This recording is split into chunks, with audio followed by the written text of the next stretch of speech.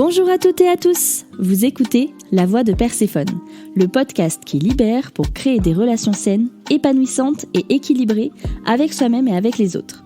Je m'appelle Marilyn, je suis coach holistique et je suis là pour vous aider à honorer toutes les facettes de votre être, vos parts d'ombre et de lumière et à guérir vos blessures émotionnelles.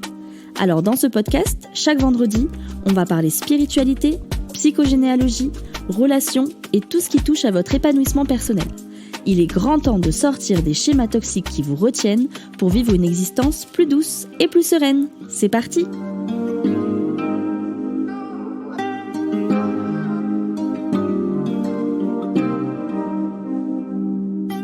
Bienvenue sur ce 5e épisode.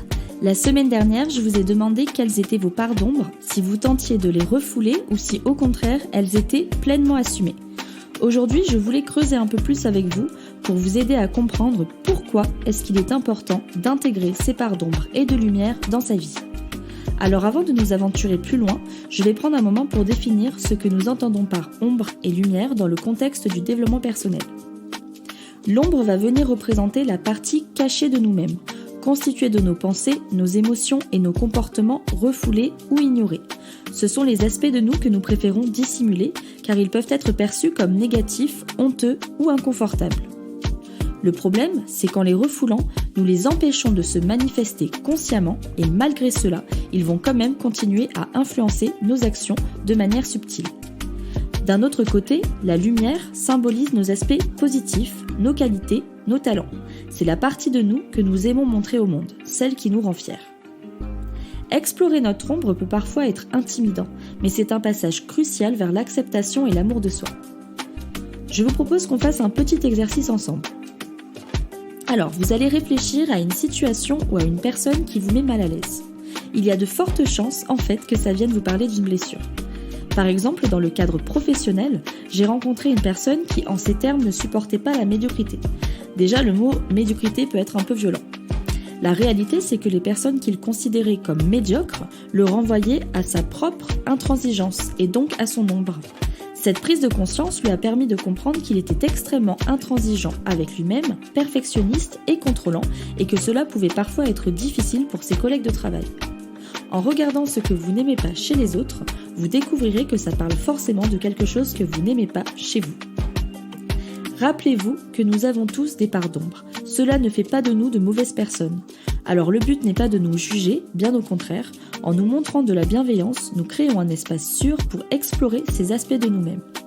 Donc que vous soyez jaloux, méprisant, contrôlant, égoïste ou bref, peu importe, aimez vraiment ces parties de vous et ne les rejetez surtout pas, car vous ne pourrez jamais vous aimer pleinement si vous n'aimez pas toutes les parties de vous. Vous pouvez également aussi identifier vos schémas répétitifs. Quels sont aujourd'hui les obstacles qui se répètent sans cesse dans votre vie ? Ces schémas, encore une fois, pourraient être liés à des aspects de vos ombres qui cherchent à être reconnus et guéris. Par exemple, pour ceux et celles qui ont des partenaires toxiques, je vais vous parler de l'histoire d'une de mes amies. Elle se plaignait constamment de ne rencontrer que des hommes non disponibles, et elle avait l'habitude de s'engouffrer dans des relations non réciproques qui finissaient toujours mal. Le problème, c'est qu'elle-même n'était pas disponible pour elle. C'était une femme qui ne prenait pas de temps pour elle, elle ne se reposait jamais, et les hommes qu'elle rencontrait étaient juste là pour lui faire prendre conscience de sa situation.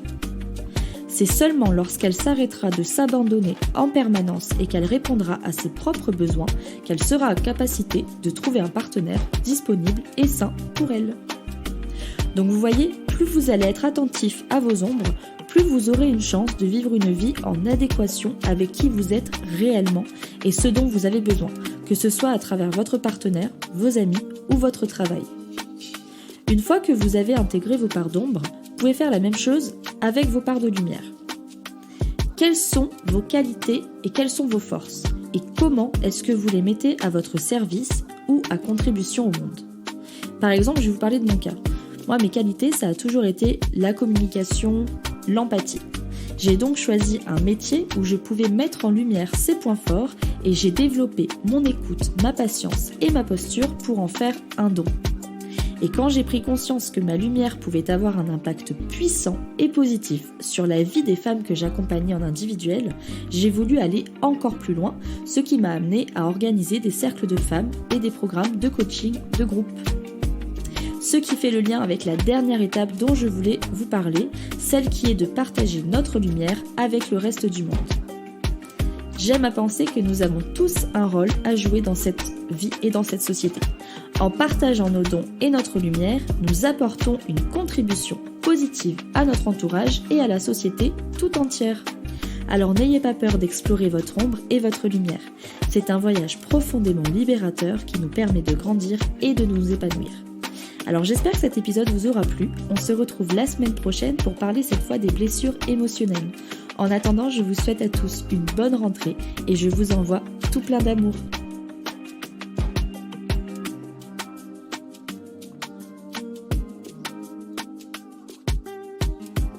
Merci d'avoir écouté La Voix de Perséphone. Si vous voulez en savoir plus sur mes accompagnements, n'hésitez pas à aller jeter un œil sur mon Instagram, les_Perséphone.